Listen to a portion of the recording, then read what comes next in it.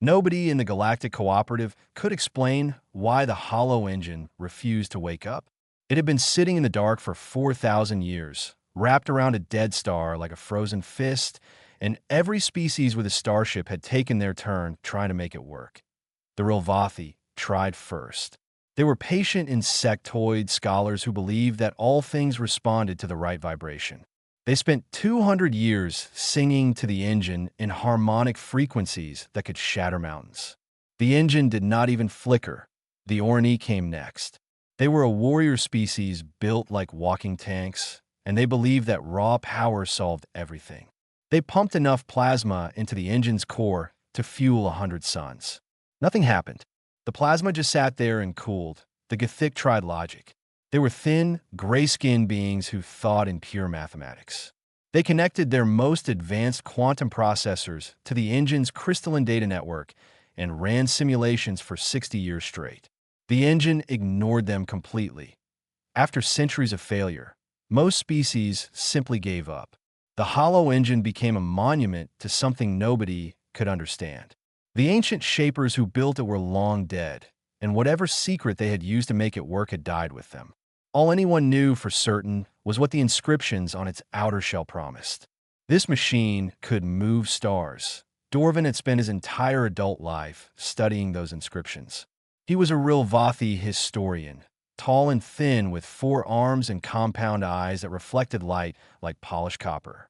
He had written 9 books about the shapers. He had mapped every corridor of the engine's outer shell. He had translated more of their language than anyone alive. And he still had no idea how to turn the thing on. He was standing in his research station, reviewing the same data he had reviewed 1,000 times before when the communication alert chimed that a human colony ship called the INS Dandelion was requesting emergency docking permission.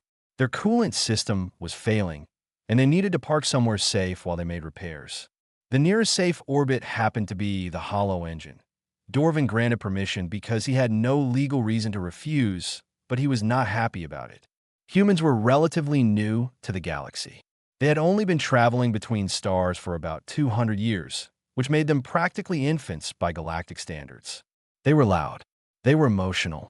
They brought children on their ships, which most species considered deeply irresponsible. The Dandelion carried 1,200 colonists heading for a new settlement world. Among them were families, engineers, doctors, teachers, and one very small girl named Penny Wills. Penny was 5 years old. She had brown hair that never stayed flat, a gap where her front tooth used to be, and a backpack that she carried everywhere.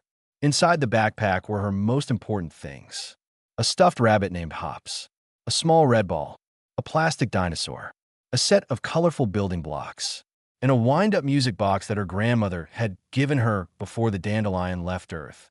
Penny did not know anything about the hollow engine. She did not know it was 4,000 years old or that it could move stars.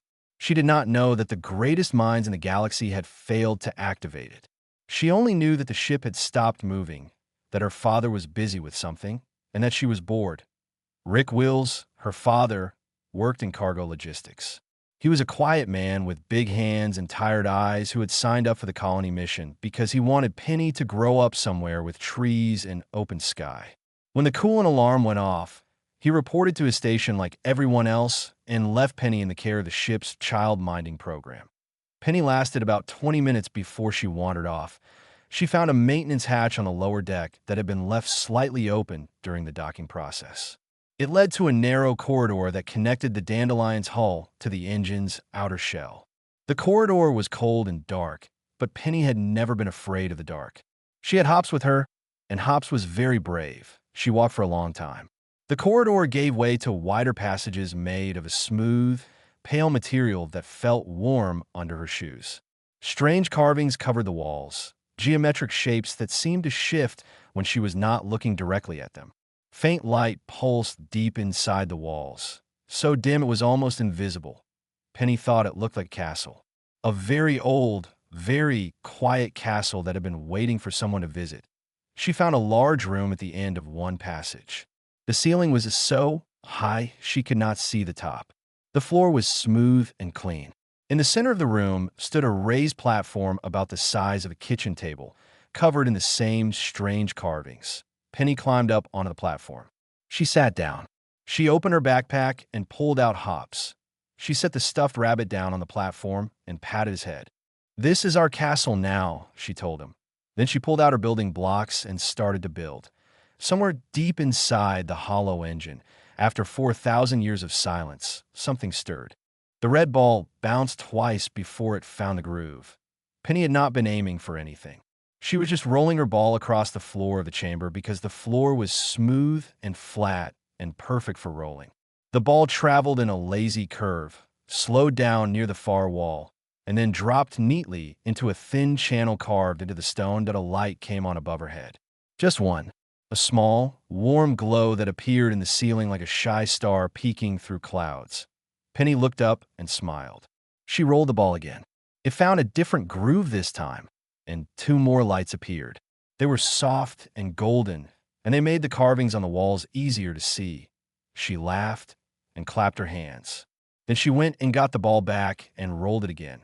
Each time the ball settled into a new groove, more lights appeared. After a few minutes, the ceiling was dotted with dozens of tiny golden points, and the chamber no longer felt dark at all. It felt like sitting inside a warm lantern. Penny decided it was time to build something. She pulled her blocks out of her backpack and started stacking them on the platform. She built a tower first because towers were easy, 6 blocks high, with the blue one on top because blue was her favorite color. The carvings on the wall closest to her shifted. It was slow and gentle, like sand being rearranged by water. The geometric patterns flowed and reformed until they looked like a tower. Not exactly like her tower, but close enough that Penny noticed. She stared at the wall. Then she looked at her blocks. Then she looked at the wall again. "You copied me," she said. She knocked the tower down and built a different shape. A wide, flat rectangle with 2 small blocks on top, like chimneys. A house. The wall carvings shifted again. This time they formed something that looked like a building with 2 points rising from its roof. Penny grinned, so wide her missing tooth gap showed. She built another shape. The wall copied it. She built another. The wall followed. It was the best game she had ever played, and she did not even know what it was called. Then she remembered the music box. She pulled it from the bottom of her backpack. It was small and silver, dented on one corner from being dropped too many times. Her grandmother had given it to her at the spaceport on the day the Dandelion launched. Penny wound the little key on the side and set it down on the platform. The music box played a lullaby. It was a simple melody, just 8 notes repeating in a gentle loop. The kind of song that had been putting children to sleep on Earth for hundreds of years. The hollow engine began to hum.it was not a loud sound. It was deep and low, coming from everywhere and nowhere at once, like the whole structure was vibrating at a frequency just below hearing. The hum found the melody of the music box and matched it, note for note, adding harmonics underneath that made the simple lullaby sound like it was being played by an orchestra hidden inside the walls. Penny sat very still and listened. Hops the rabbit sat beside her, his button eyes reflecting the golden ceiling lights. "The castle is singing," Penny whispered 0.3 levels above her and half a kilometer away. Dorvin dropped his data tablet. The energy monitor on his research station had been flat and dead for the entire 11 years he had been posted here. He had often joked that the monitor was the most useless piece of equipment in the galaxy. Now it was spiking, not a small spike, not a glitch or sensor error. A sustained energy reading coming from deep inside the engine's outer shell that he tapped the screen. He recalibrated. He ran a diagnostic. The reading held steady. "That is not possible," he said to the empty room that he called his assistant, a young Rilvathi named Brell, and told her to confirm the readings from the secondary station. She called back in 2 minutes, her voice shaking. The readings were real. The hollow engine was producing energy for the first time in 4,000 years. Dorvin's 4 hands trembled as he traced the source of the reading. It was coming from a section in the outer shell, a chamber in a corridor that no research team had ever flagged as significant. There was no power conduit there, no data node, no control interface. Just an empty room that at the same moment, Rick Wills was standing at the security desk on the Dandelion with panic rising in his chest. Penny was not in the child-minding area. She was not in their quarters. She was not in the mess hall or the observation deck or any of the places a 5-year-old might wander on a grounded ship. The security officer checked internal sensors and found her signal almost immediately. It was not on the dandelion that it was inside the hollow engine. Rick felt his stomach drop. He grabbed the nearest comm unit and called the research station. Dorvin answered. He was already pulling on his field gear. Your child is inside the engine, Dorvin said. I know, Rick said. I'm coming to get her. So am I, Dorvin replied. Because something is happening in there, and your child is at the center of it. They met at the docking junction 5 minutes later. Rick was breathing hard. Dorvin was clicking his mandibles the way Rilvathi did when they were deeply unsettled. Neither of them spoke as they entered the corridor that led into the engine's shell. The walls were glowing. Faintly, but unmistakably glowing. They had not been doing that an hour ago. Somewhere ahead of them, down the warm and brightening passage, a music box played a lullaby and an ancient machine hummed along. 14 warships dropped out of faster-than-light travel within 6 hours of the first energy reading. The Orani sent 5 heavy cruisers, each one bristling with weapons and carrying enough firepower to crack a small moon. The Gothic sent 3 research vessels packed with quantum engineers and surrounded by armed escorts. The Rilvathi High Council dispatched a diplomatic carrier with senior officials who had not left their homeworld in decades. Everyone wanted to know the same thing. Who woke up the hollow engine, and how did they do it? The communications channels between the arriving fleets and the research station turned into a shouting match almost immediately. The Orani accused the humans of deploying a secret weapon. The Gothic demanded full access to the engine's data networks. The Rilvathi High Council demanded that Dorvin explain how this had happened on his watch. Dorvin did not have an explanation yet. He was still walking down a glowing corridor with a very worried human father, trying to reach a 5-year-old girl who had somehow done what the entire galaxy could not. They found her sitting on the platform in the center of the chamber, legs crossed, humming to herself while she arranged her building blocks into what looked like a small village. Hops the rabbit sat on top of the tallest structure like a guardian, watching over a tiny kingdom. The walls of the chamber had transformed.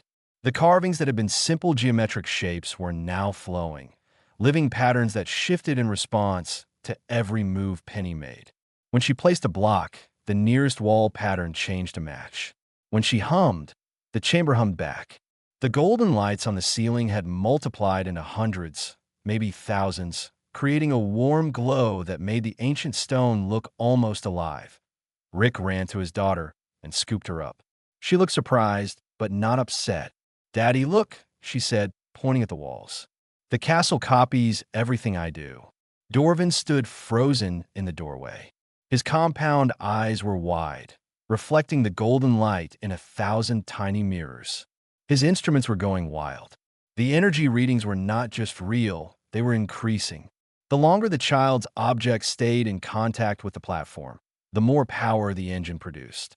What did she do? Rick asked, holding Penny tight against his chest. I do not know, Dorvin said quietly. But she did something that 4,000 years of effort by every advanced species in the galaxy could not accomplish.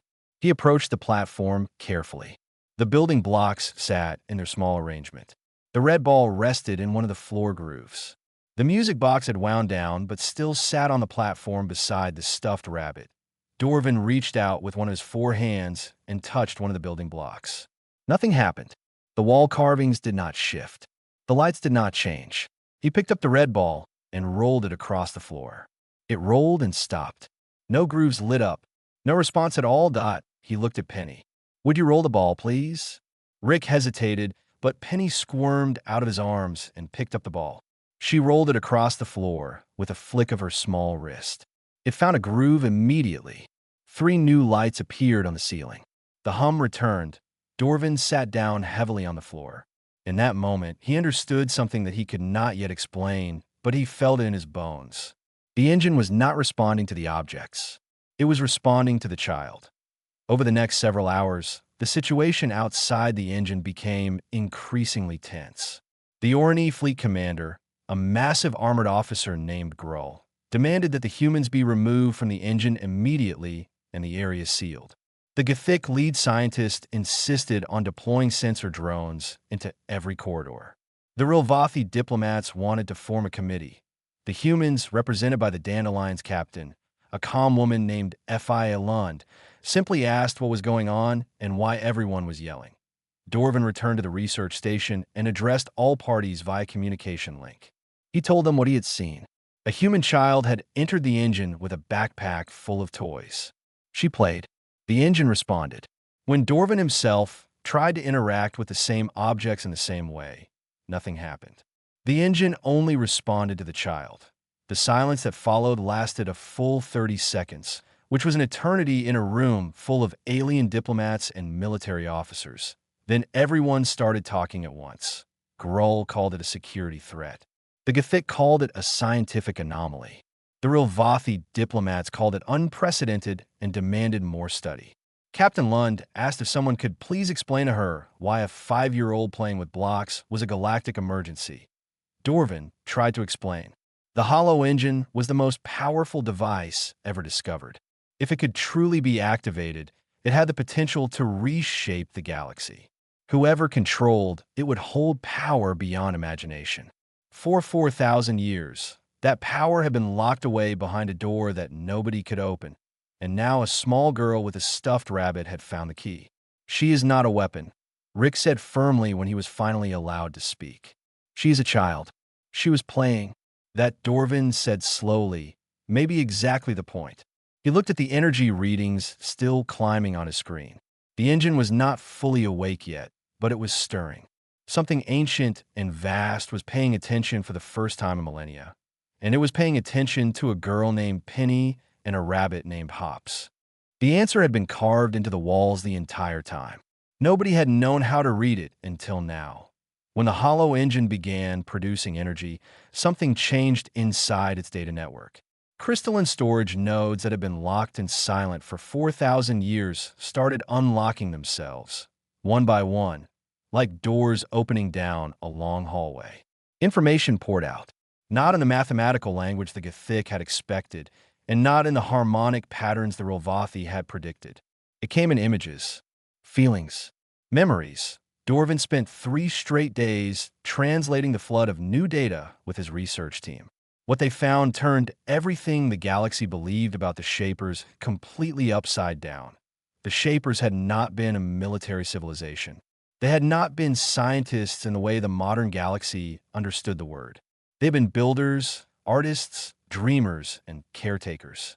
Their entire society was organized around a single idea they called the unfolding. The unfolding was a philosophy that said the universe was not a machine to be operated or a puzzle to be solved. It was a story being told, and the highest purpose of any living being was to add something new to that story. Not something useful, not something efficient, just something new, something made from joy. The Shapers believed that creation without purpose was the purest form of energy. A child stacking stones by a river. A singer humming a song nobody had written. A painter making marks on a wall just to see what they looked like. These acts, the Shapers believed, produced a kind of resonance that nothing else in the universe could match. And they had built the Hollow Engine to run on that resonance. Every system in the engine, from its star-moving drives to its navigation arrays to its communication networks, was designed to respond to creative intent. But not just any creative intent. It had to be free, unplanned, without strategy or agenda or fear. The mind operating the engine had to be creating for no reason other than the simple joy of creating. This was why every attempt to activate the engine had failed. The Orni came with the intent to harness its power for their military. The engine read that intent and stay dark. The Gothic came with the intent to decode its secrets for scientific advancement. The engine read that intent and stay dark. The Rilvathi came with the intent to prove their intellectual superiority. The engine read that intent and stayed dark. Every species that approached the Hollow Engine came wanting something from it. The engine was designed to respond only to someone who wanted nothing. Penny had walked into the chamber and played. She did not want power. She did not want knowledge. She did not want to prove anything. She wanted to roll a ball and build a tower and listen to her music box. She created a tiny world out of blocks and imagination, and the engine recognized that act for what it was: pure, unfiltered joy. The exact frequency the Shapers had tuned their greatest invention to receive. Dorvin presented his findings to the assembled representatives of the cooperative in a conference room aboard the Rilvathi diplomatic carrier. The room was silent as he spoke. When he finished, the silence continued for a long time.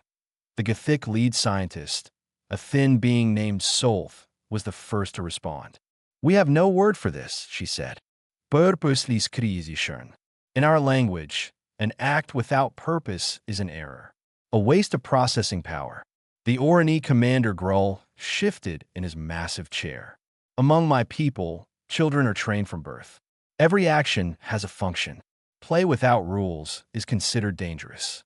The Rilvathi diplomat clicked her mandibles thoughtfully. "We encourage structured learning activities for our young, guided simulations, controlled environments.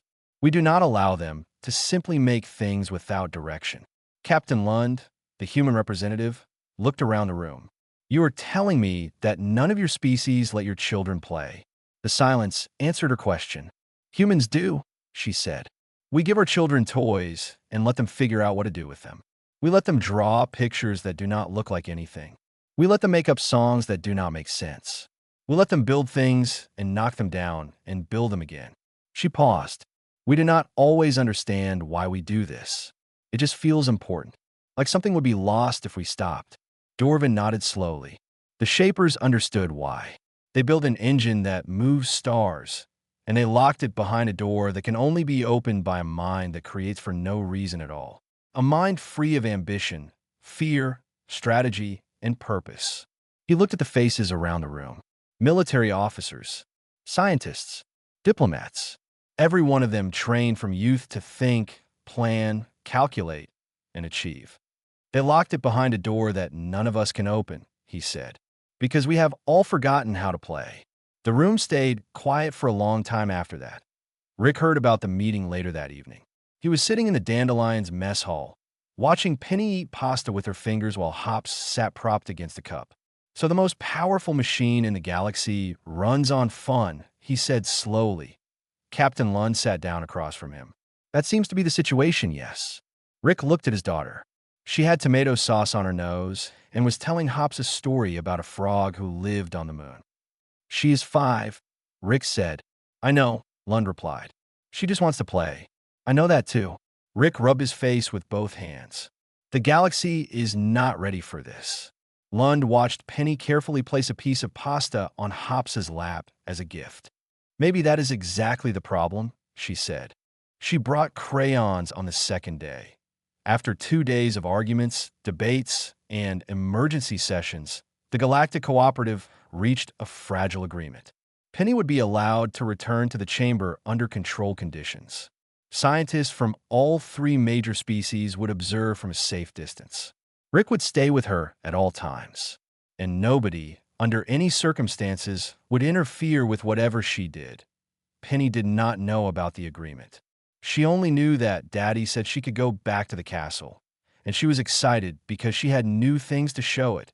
She walked into the chamber holding Rick's hand, her backpack bulging with supplies. The golden ceiling lights brightened the moment she stepped onto the platform, as if the room had been waiting for her. She sat down, pulled out a box of crayons and a stack of paper, and started drawing. The first drawing was a sunset. Orange and red and yellow streaks across a white page, with a wobbly circle for the sun and a green line at the bottom for grass. It was the kind of drawing that every 5-year-old on Earth had made at least once. Simple, bright, happy. She held it up toward the ceiling. The chamber responded instantly.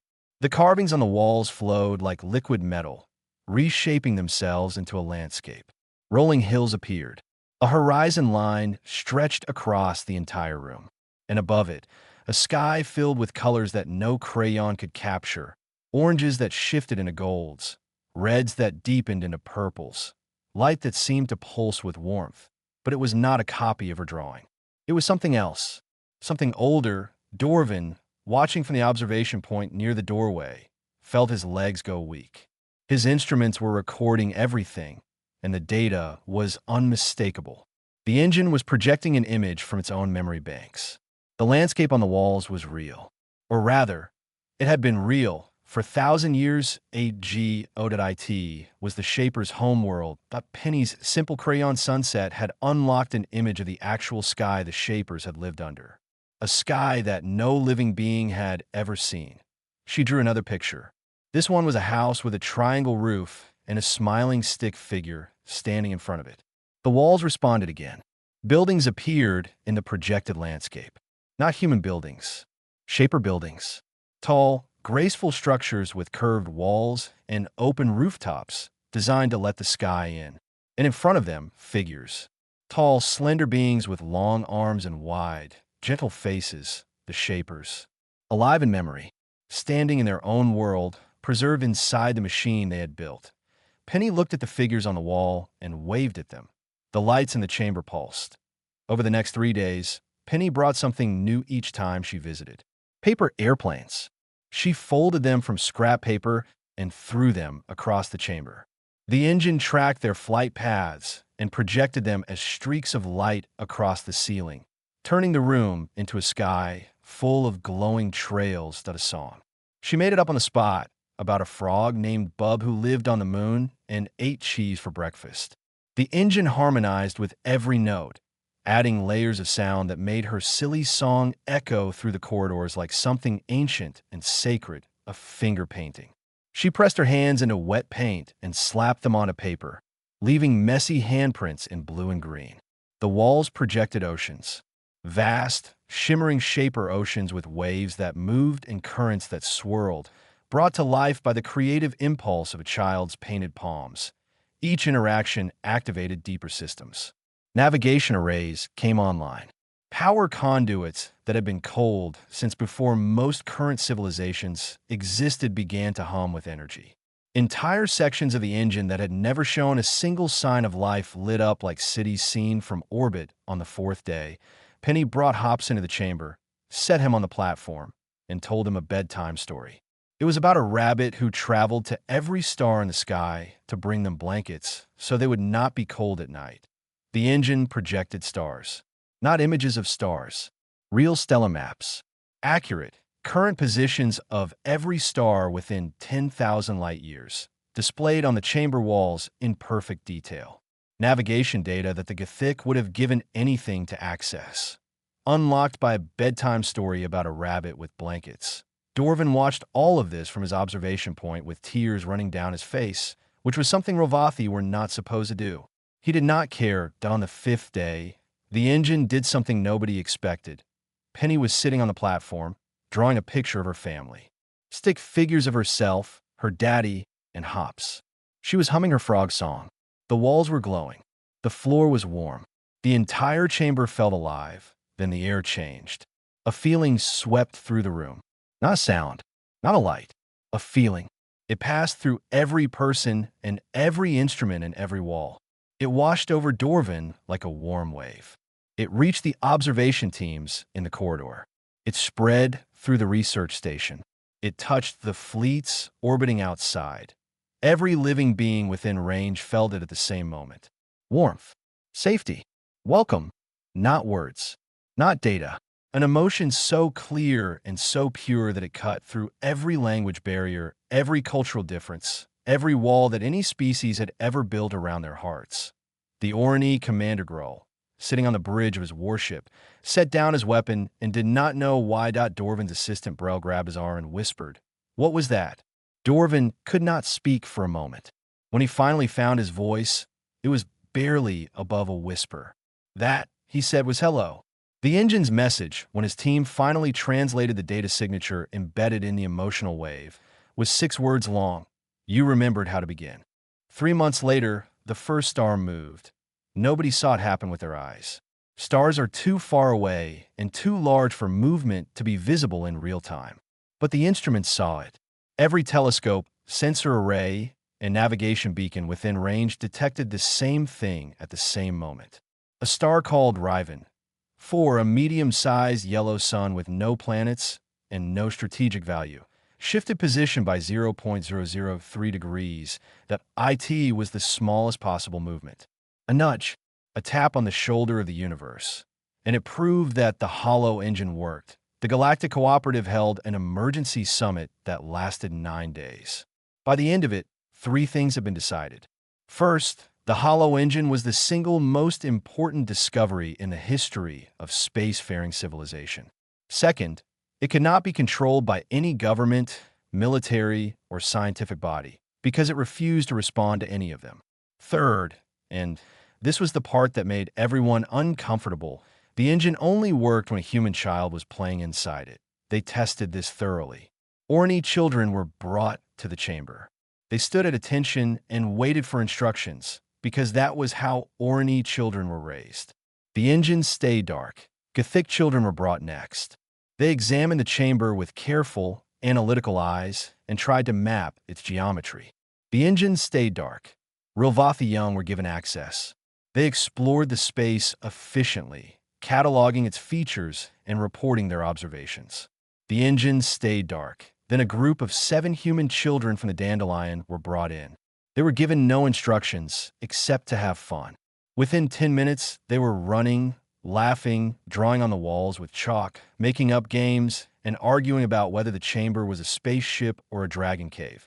The engine lit up like a bonfire that IT was not that human children were special in some biological way. Dorvin's research eventually proved that. It was that human culture was unique in one specific regard.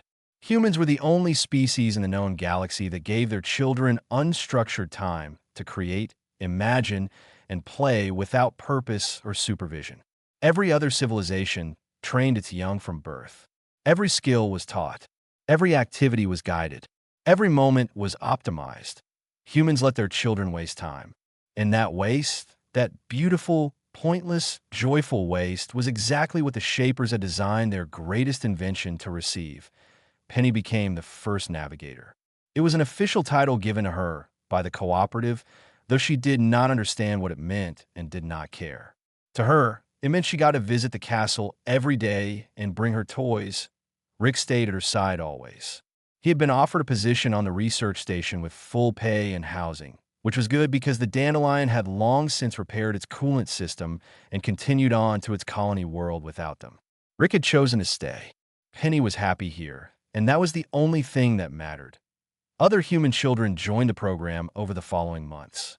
Some were better at activating certain systems than others. A boy named Wes, 7 years old, discovered that making paper boats and floating them in a bowl of water activated the engine's fluid dynamics arrays. A girl named June, 6 years old, found that singing made-up songs to her toy bear powered up the communication relays. A 4-year-old named Ari activated the deep space scanning system by playing peekaboo with his own reflection in the chamber walls. None of them were trained. None of them were told what to do. They just played, and the engine responded. The alien species watched all of this with a mixture of wonder, confusion, and something that looked very much like envy. Dorvin published his paper 6 months after the first activation. He titled it On the Tactical Irrelevance and Existential Necessity of Joy. In it, he argued that the Shapers had not just built a machine. They had built a test for any civilization that found the engine. Could they remember the thing that mattered most? Could they find their way back to the beginning, to the place where creation came from joy and not from need? Every species in the galaxy had failed that test, except one. The paper became the most downloaded document in cooperative history. It was translated into 400 languages. It was quoted in legislative sessions on 12 worlds. It started arguments that lasted years. The Orni, after much internal debate, established their first childhood creativity program. It was awkward and strange, and the instructors had no idea what they were doing, but they tried. Small Orni children were given blocks and paint and told to do whatever they wanted. Most of them just stood there confused, but a few, after a while, began to build. The Gothic started studying human art. They did not understand it. A Gothic researcher stared at a human child's crayon drawing for 6 hours and then wrote a paper asking why the sky was green and the grass was orange. But they kept studying. The Rilvathi quietly removed the word useless from their dictionary entry on unstructured play. The galaxy changed slowly, not through war or conquest or technological breakthrough, but through a 5-year-old girl who had wandered into a castle with a stuffed rabbit and decided to build something. On the day the cooperative officially recognized the Hollow Engine as an active galactic resource, Penny was sitting in the central chamber doing what she always did. She was building a tower out of blocks. It was her biggest one yet, 12 blocks high, with Hops sitting on top, his worn fabric ears flopping to one side. The walls glowed with the light of the Shaper's lost world. The ceiling showed a map of stars that shimmered like scattered diamonds. The hum of the engine was steady and warm, a sound that had become as familiar to Penny as her own heartbeat. She placed the last block carefully on top of the tower, just below Hops. Then she leaned back, looked up at the rabbit sitting on his high throne, and whispered to him, "There you go. You can see everything from up here." The engine hummed. The walls pulsed with warm light. And somewhere outside, far beyond the Dead Star and the research station and the fleets of nervous aliens, the stars shifted. Just slightly, just gently, like they were being rearranged by a careful, loving hand that had all the time in the world. Deep inside the engine's ancient code, in a layer of programming that had not been active since the Shapers walked their lost green hills, a single line of text lit up for the first time in 4,000 years. Dorvin found it later that evening. He read it once, then again, then sat alone in his office for a very long time. IT said, "The road is open."